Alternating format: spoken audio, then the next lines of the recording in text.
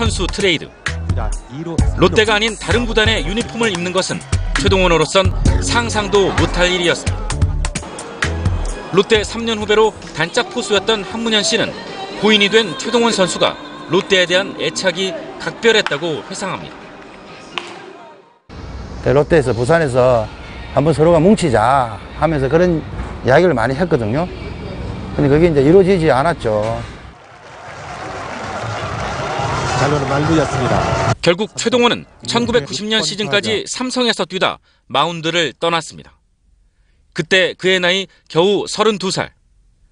은퇴 뒤 최동원은 지도자를 꿈꿨지만 그를 받아주는 구단은 없었습니다. 그렇죠. 팬들에게 안부를 전하고 싶어 TV 오락프로에도 출연했지만 사람들의 반응은 차가웠습니다. 그렇죠. 야구 선수가 왜 오락프로에 나오냐는 식이었습니다. 결국 1999년 방송 출연을 접은 뒤 야구 복귀를 노리다 2001년 한화에서 코치직을 맡았습니다. 어떻게 앞으로 사실 야구 인생을 풀어갈 것이냐라는 이러한 고민도 있으면서도 그래 다시 유니폼을 입었다는 것이 참 감격스럽고 뭐 기분 좋네요. 예. 그리고 한화 이군 감독을 거쳐 2008년 그라운드를 완전히 떠나게 됩니다. 그라운드의 전설은 그렇게 쓸쓸히 퇴장했습니다. 이후 갑작스럽게 들려온 대장암 투병 소식. 지난 7월 경남고와 군산상고의 리전드 재시합에 나타난 최동원은 부쩍 수척해진 모습이었습니다. 하지만 팬들이 기대했던 투구는 볼 수 없었고 여기 오신 팬들도 그렇고 TV로 오신 팬분들에게도 모습 보여드리고 싶은데 근데 그런 저는 마음은 짠하지만 제 몸은 예전 같지가 않은 것 같습니다. 고인이 남긴 이 말은 마지막이 됐습니다. 후배 선수들과 팬들은 갑작스런 그의 별세 소식에 충격과 슬픔에 젖었습니다. 전설이신 최동원 선수를 많이 좋아하는데 이렇게 오늘 돌아가시게 돼서 슬프고 저뿐만이 아니고 이제 부산에 있는 모든 그 팬들한테는 그 유상으로 남아있거든요.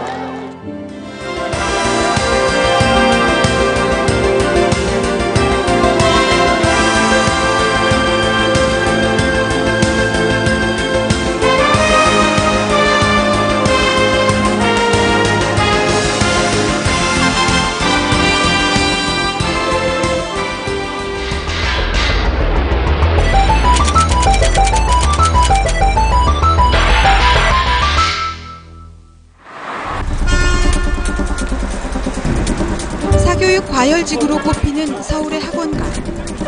밤 10시가 되자 학생들이 물밀듯이 밀려나옵니다. 학원에서 지금 선행 어떤 과정 배우고 있어요? 지금은 시험 대비 들어가고 있고 그 전에는 고등학교 들어갔어요. 고등학교 거? 중학교 1학년인데? 선행학습, 즉 초등학생은 중학교 공부를, 중학생들은 고등학교 공부를 합니다. 초등학교 6학년 여름방학 때까지 중학교 3학년 과정을 다 마무리 지어요. 쉴 틈은커녕 학교 숙제나 혼자 공부할 시간도 없다는 학생들. 꿈이 뭐예요? 원래 있었는데 자꾸 옆에서 스트레스 주고 그러니까 없어졌어요. 꿈이 없어졌어요? 다른 애들도 많이 그래요. 힘들기는 교사들도 마찬가지입니다. 절반 이상을 배우고 오면 재현 배우 느낌이 드는 거죠. 아이들이 이렇게 내가 가르치는 걸 처음 신기하고 호기심 있게 배웠으면 좋겠는데 벌써 다 배웠으니까 자세도 좀 많이 흐트러져 있고. 혹시 대개 자녀들도 학원에서 이 같은 선행학습을 하고 있습니까? 그래서인지 요즘 중학교 시험에는 고등학교 수준의 문제가 나온다는데요. 학생들이 좋은 성적을 기대할 수 있을까요? 무분별한 선행학습과 지나치게 어려운 학교 시험이 어떤 부작용을 낳고 있는지 취재했습니다. 경기도 분당의 한 중학교 1학년 1학기 기말고사 시험 문제입니다. 2학년산 문제가 나왔거든요. 이 2학년산은 고등학교에 있던 건데 이게 어렵다고 해서 빠진 내용이에요.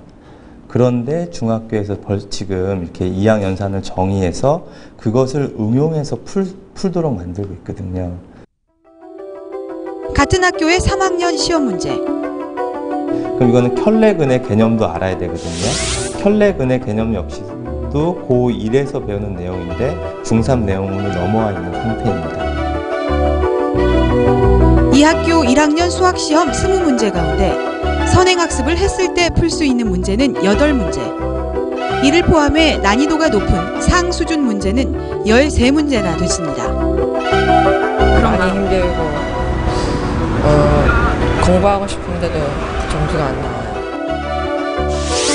교과서에선 볼 수 없는 기호나 개념이 나오기도 하고 서울 목동의 한 중학교 3학년생들은 미적분과 통계 문제를 풀어야 했습니다. 고등학교 2학년 미적분과 통계 부분에서 배우는 평균의 성질을 알고 있으면 쉽게 구할 수 있지만 그 내용을 배우거나 알지 못하면은 굉장히 시간도 오래 걸리고 수도권의 사교육 과열지구 6곳의 중학교 시험을 분석한 결과 전체 18개 학교 가운데 14개 학교에서 정규 교과를 벗어나 출제된 문제 비율이 심한 곳은 70%, 난이도가 상수준인 문제가 90% 가까이 되는 곳도 많았습니다. 학교에선 왜 이렇게 어려운 시험 문제를 출제하는 것일까? 우리 학교 애들은요, 예를 들면 그냥 시험을 조금만 쉽게 내잖아요. 그러면 100명 정도 백선이 막 나와요, 수학이. 네. 그만큼 애들이 선행을 좀 해요. 그래서 저희들도 굉장히 부담스러워요. 특히 고교 입시 때 중요한 스펙이 되는 교과 우수상을 전체 상위 5%에게 주도록 돼 있는데 이 학생들을 가려내야 한다는 겁니다. 저희들은 정말 5% 안에 그 인원수를 만들어내지 못하면요. 굉장히 추궁받아요, 사실. 그래서 그거 굉장히 신경 쓸 수밖에 없는 거기 때문에 약간의 난이도는 만들 수밖에 없어요. 그거 안 되면 오히려 정말 항의받은 적 여러 번 있어요. 교사들은 주로 상위권 학생들의 부모가 변별력을 강하게 요구한다고 털어놓습니다. 특히 학교 운영위원들 자녀들은 되게 상위권이기 때문에 딴 애들은 다 빵점 맞고 자기 아들은 뭐 100점 맞으면 아주 큰 차이가 나니까 그런 유리한 그 변별력을 자꾸 요구하는 겁니다. 시험 문제가 어려운 학교를 선호하는 학부모들의 인식 탓도 있습니다. 중학교 3학년 아들을 둔 이 학부모는 오히려 학교 시험 문제가 쉬워서 걱정이라고 합니다. 학생들이 조금 점수 받기 힘든 학교가 좀 학생들을 더 공부시키고 한다고 생각하기 때문에 오히려 그 학교를 굉장히 선호하는 경향이 많거든요. 하지만 공부를 더 시킨다는 학교에선 정작 수업이 파행으로 치닫기 일쑤입니다. 나는 학원에서 배웠으니까 선생님 뭐 듣고 싶지 않다. 그러면 딴짓 하죠. 이제 그런 거를 교사가 컨트롤할 이제 이게 귀찮다든가 한처럼 쉽지 않거든요. 그러다 보면은 그래 다 배웠지라는 말하고 그냥 바로 그냥 문제풀이로 들어가는 거예요. 최근 강남에 이사온 한 중학생 엄마가 신문에 기고한 글입니다. 학원 교육 없이 아이를 우등생으로 만들겠다는 소신을 끝내 버렸다는 이 글의 제목은 나의 학원 교육 분패기. 문제가 확실해진 것은 우리가 강남으로 이사를 오면서였다. 학교에서는 아이들의 수학 성적을 변별 수단으로 여겨 될수록 수학 문제를 어렵게 낸다. 이런 판국에 어떻게 수학을 혼자 하나? 나는 패배했다. 분하지만 사실이다.